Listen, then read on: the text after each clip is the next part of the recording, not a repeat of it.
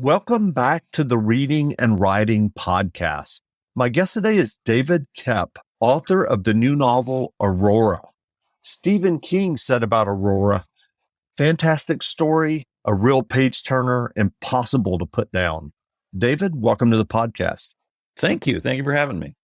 Absolutely. Well, if someone listening hasn't yet heard about your novel, Aurora, how would you describe the novel? Well, it's a suspenseful novel. It's a thriller with a very strong sense of this family relationship, a brother and a sister.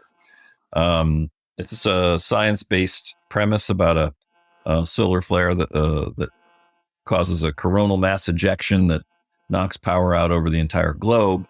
And but I didn't want to tell some big disaster epic that covers everything in the world. I wanted to focus on two communities, one very, very prepared and the other not at all prepared. And those are sort of embodied by this brother and sister. And I wanted to see if their fortunes could cross over the course of the story. Interesting. And I'm curious, do you remember the original idea or impetus that led you to write Aurora? Yeah, I've been interested in the idea, the themes of powerlessness, both literal and figurative, for a very long time. The first movie I directed in '96 was called The Trigger Effect, which was about a blackout. But that was very narrow focus. It covered three people over 3 days. You never knew what was going on in the rest of the world. And I did want to broaden it. I kept thinking in the years after, it would be really interesting to see this, but for a year, or what is it like when society has no power for that, length of time. And so I would just research it every once in a while, looking for a plausible way that might occur, because though it's not a science novel, I wanted the science to be well grounded. And so once I looked into it, if you're interested in the idea of, solar radiation that affects the Earth's magnetosphere, you don't have to Google much to come across the Carrington event, which was a massive solar eruption in 1859 that hit the Earth full on. They happen all the time. Solar ejecta occur 3-4 times a day during periods of high solar activity. But normally they drift off into space harmlessly, or they may have a glancing blow on the Earth, cause a glancing blow to the Earth.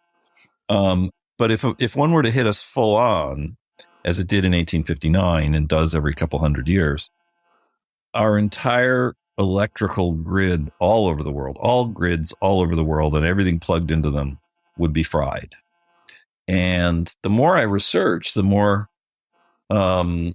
concerning the things I was reading became, because if you look at government reports, the idea of a critical infrastructure collapse is not, surprising to anybody. It's not foreign to people. It's to the government. But what we've done to prepare for it is almost nothing. So I found the premise sort of scarily plausible. Interesting. Well, you just mentioned directing a movie, and I didn't mention in the intro, and I wanted to talk about your novels, but I did want to know that you've both directed movies and you've also written numerous extremely well-known screenplays, including Carlito's Way, Jurassic Park, Mission Impossible, the first Sam Raimi Spider-Man movie, and many, many more. I'm curious, what did lead you to writing novels? It was sort of a natural evolution. My ideas always come in movie form. They just always have. But I wrote short stories when I was a kid and in college, and prior to starting work as a screenwriter. And I had an idea about 5 years ago for a book that became my first novel, Cold Storage. And I assumed it was a movie. And I thought, well, I'm going to write a little bit of prose to try to get to know this character. And so I wrote just a paragraph of him arriving at work, because I thought he hates his job and it was an interesting way to meet the character.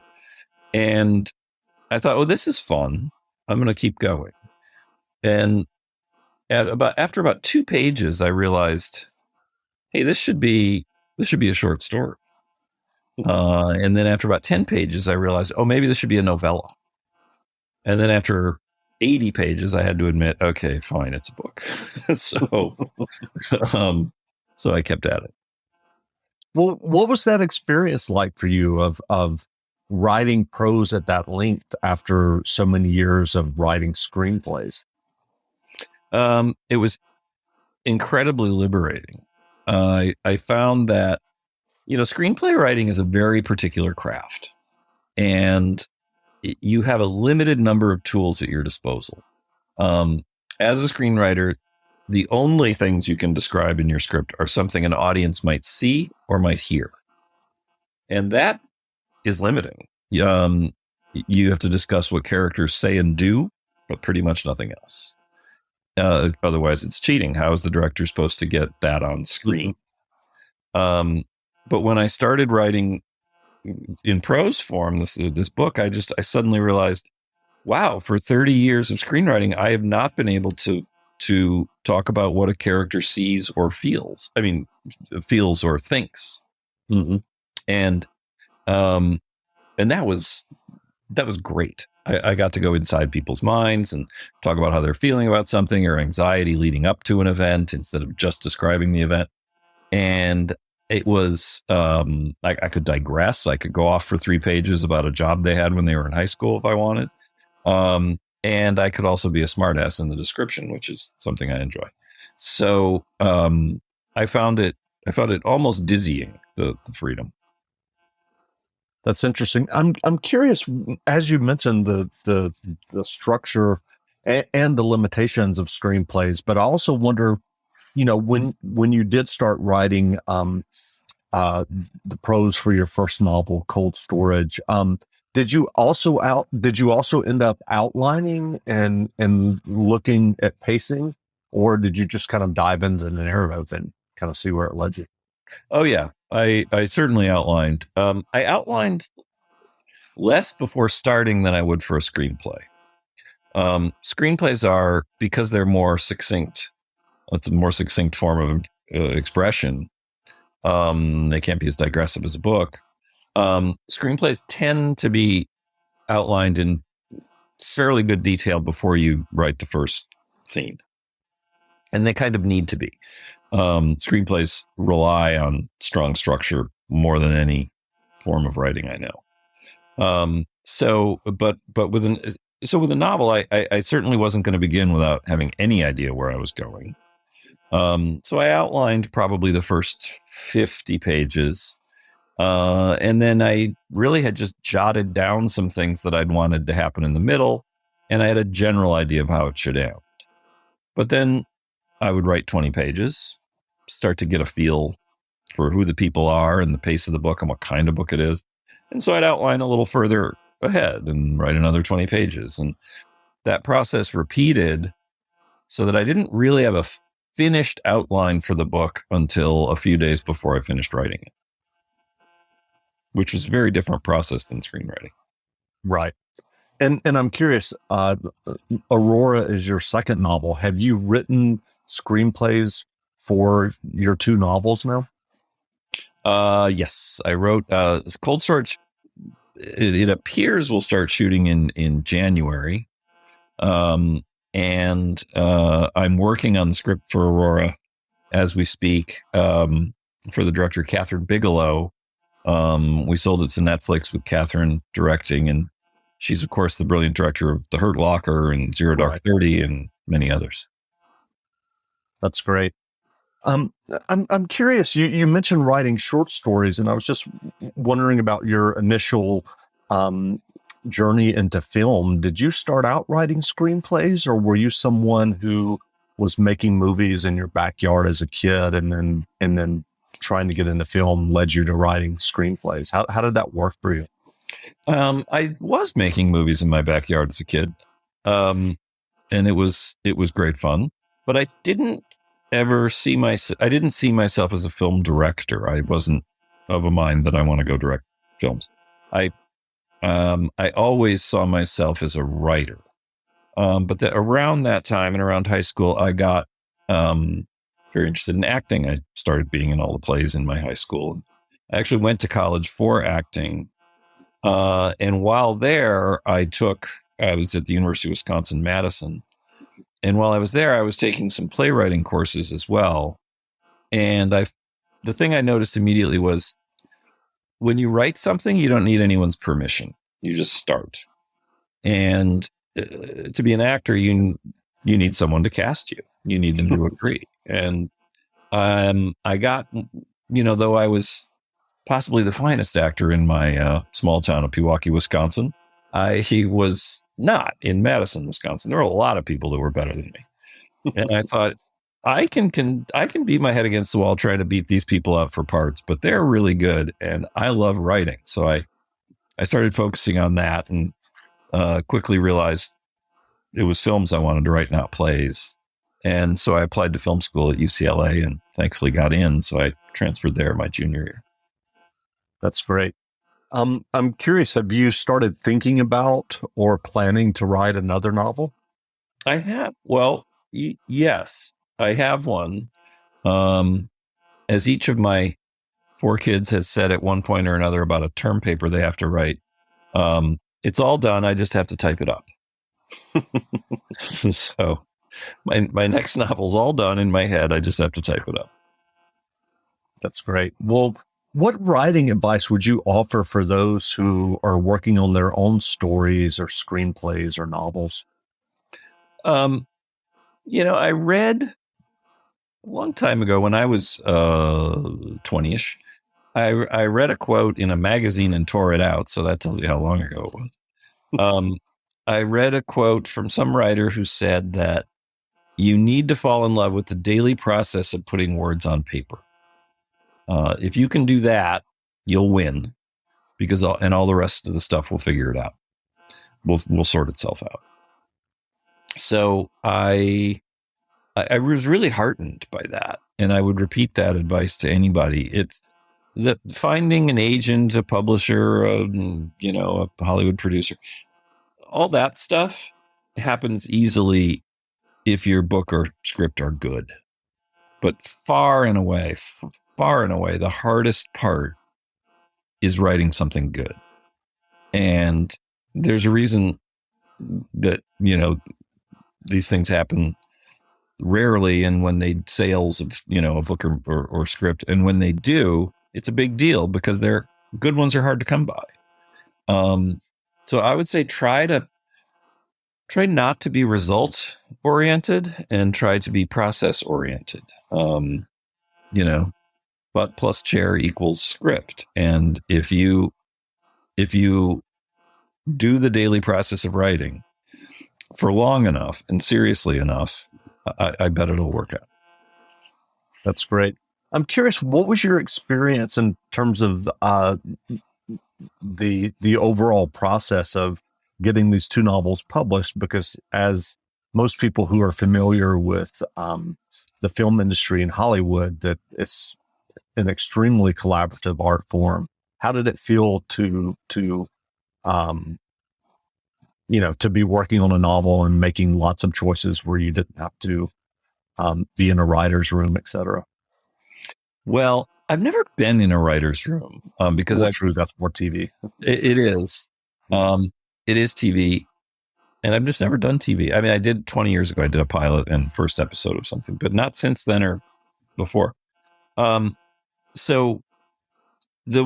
Hollywood, they do use the word collaborative, and it is sort of relentlessly collaborative. I feel you're often collaborated upon rather than with. And I understand why. You need it. If you, the writer, do your job well, it's not enough. You need a number of other people to do their job well. A director, some actors, a producer, a director of photography, a composer. The great movies we love are the result of a whole bunch of people hitting their perfect stride at the same moment. Raiders of the Lost Ark is one of my favorite movies. Obviously, Steven Spielberg was absolutely hitting the peak of his stride. At the peak of his stride, he's still in it. Lawrence Kasdan, the writer. George Lucas with a brilliant idea and story. Harrison Ford, John Williams, all these people are hitting the peak of their abilities. And so, and not just that, but you need tens of millions of somebody else's dollars to make a movie. So if you as a writer don't like the idea of a lot of input into your script and a lot of cooks in the kitchen and having to fight for things you love and accept setbacks and all that stuff, then you shouldn't, if you're uncomfortable with that, you shouldn't get into screenwriting. I'm not saying I like it that way all the time. I don't. It can be a very frustrating and very fulfilling way to work. When I wrote the first novel and got notes from it, first of all, I wrote it in blissful solitude. Nobody knew I was writing it. I didn't tell anybody I was writing it. Nobody cared. Nobody expected it. There was no pressure. So I just got to have the creative fun. And then when I sold it and started working with an editor, he called to give me his first round of notes. And I was struck by how gentle it was. He was so nice about everything. And he said, you might consider, and I wonder if, and of course, don't do this if you don't think so. It was, and I tried not to laugh. And I said, I'm sorry. You just don't know what I've been used to for 30 years. So and that aspect is great. It's yours. It's yours. You don't need anyone else to do their job well, particularly. And however, the downside of that is you must do yours. Everything is on you, including getting people to buy it. So it's you lack the joy of having a group success, but you also lack the bitter resentment of being part of a group failure. That's great. Well, what books have you read recently that you enjoyed? I just read, this is very, like a plumber reading a book about wrenches, but Paul Hirsch is a film editor who wrote a memoir called A Long Time Ago in a Cutting Room Far, Far Away. You may guess he edited Star Wars. And it's just very inside baseball movie making stuff. And I loved it. I loved every page and chapter of it. It especially was interesting because it covered the emergence of an independent film movement in the 60s and how that sort of changed the studio system into something. Well, it's changed several times since then, but it changed it massively from what it was. So that was interesting. So then I picked up Peter Bart's book about the history of Paramount Pictures from the same era. In things that aren't about my profession, I did an interesting thing lately. I went back and reread some books that I liked when I was in my late teens, because I think those are the super formative years. And I wanted to see why. I wanted to see if the taste I had then was still similar, 40 years later.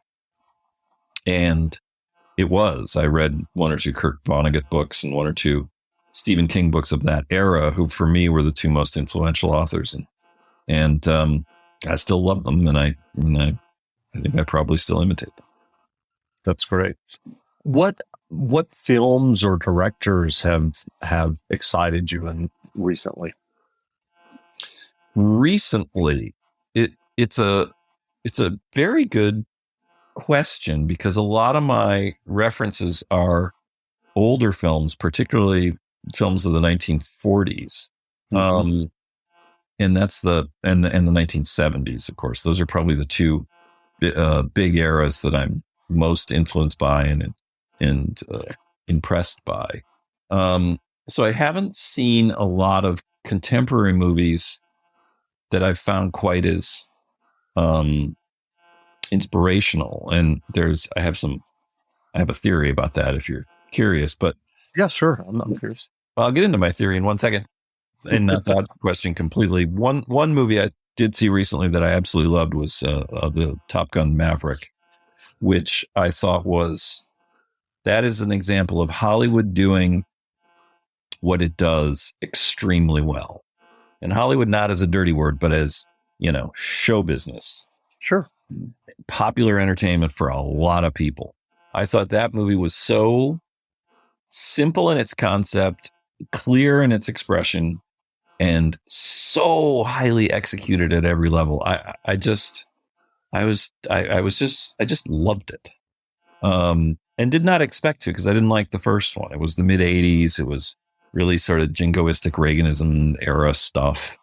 And that just wasn't my, I was a liberal college student who looked down his nose at all that. And this one, I don't know. I just loved it. But my theory about why maybe the 40s and the 70s are my thing is it gets kind of back to rereading authors I liked from that era, or from that age. I think you go through this period kind of roughly from about 14 to 24, when everything you're absorbing in terms of books, music, movies, art in general, that stuff like burns these neural pathways into your head, and your tastes are formed. And I think your tastes can change and refine over the decades. Refine. They don't really change.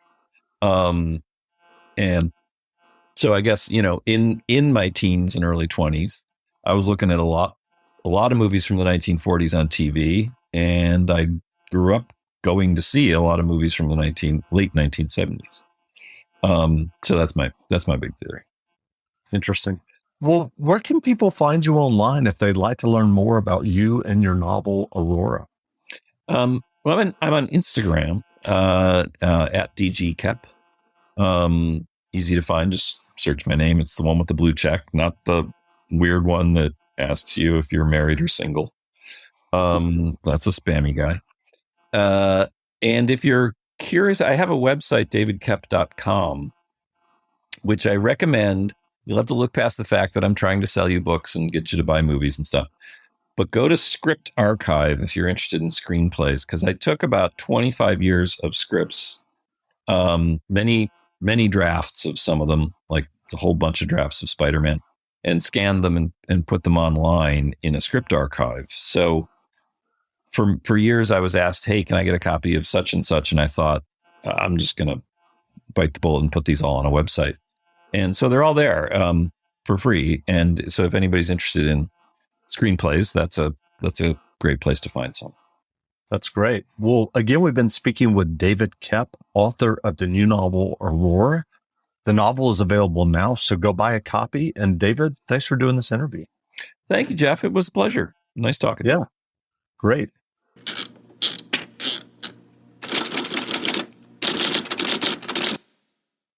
When you shop at a Walmart Vision Center, you get it. You know that you'll spend a little less on stylish glasses for the whole family. Welcome to the Vision Center. Let me know if you need help finding the perfect frames. Hey, Mom, you were right. These glasses are cool. Hon, they take our insurance. That means Papa's getting a new pair, too. Whoa, glasses start at just $39. Next stop, groceries. So you can get a little more of what you need. Find a Vision Center near you. Save money, live better. Walmart. Now let's take a short break to talk about a perfect pairing of McDonald's favorites. You know that tender, juicy, crispy chicken sandwich you love so much? It's even better when paired with a frozen drink. I mean, think about it. It's hot, you're hungry, and you need the perfect pair to feel better. McDonald's crispy chicken sandwich with a frozen Fanta Blue Raspberry, frozen Coca-Cola, or frozen Fanta Wild Cherry is exactly what you need. Try them today, only at participating McDonald's.